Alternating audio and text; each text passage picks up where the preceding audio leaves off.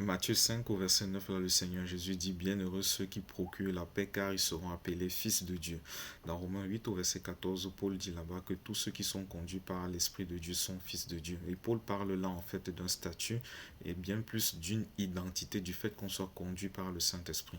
Dans Matthieu 5 au verset 9, le Seigneur Jésus va plus loin et c'est complémentaire à ce que Paul a dit.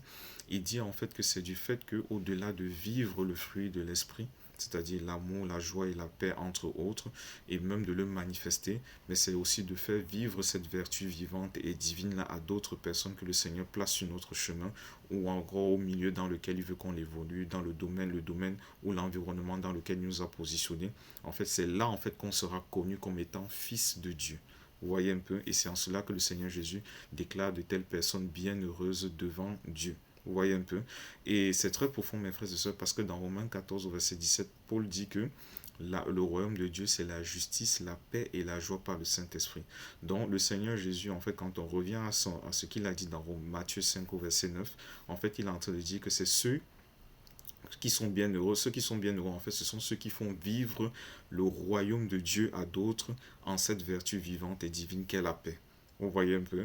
Et là, on comprend pourquoi dans Luc 2, verset 14, à la naissance du Seigneur, le cœur des anges qui apparut au berger, leur annonçant la naissance du Seigneur Jésus, en fait, a chanté gloire à Dieu dans les lieux très hauts et paix sur la terre parmi les hommes que Dieu agrée. Et en fait, ce chant-là voulait simplement dire que lorsque des hommes sont agréés par Dieu sur la terre, en fait, le Seigneur est glorifié dans les cieux. Et les hommes que Dieu agrée, en fait, ce sont ceux qui marchent par la foi, comme Hébreu 11 au verset 6 dit, que sans la foi, il est impossible d'être agréable à Dieu.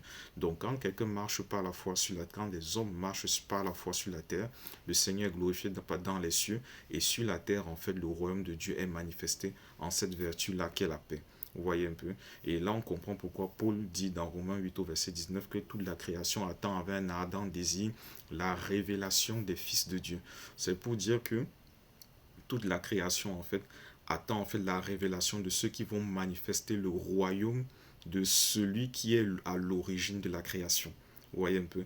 Donc, et pour que cela soit notre partage, en fait, à chacun d'entre nous, si nous sommes en Christ, ça doit partir déjà du fait que le fruit de l'esprit gouverne notre cœur. Parce que si le fruit de l'esprit ne gouverne pas notre cœur, ne se manifeste pas au travers de nous, nous ne pourrons pas être des personnes qui procurent la paix à d'autres. C'est ce que je veux partager avec vous. Fidèlement en Christ, je vous salue.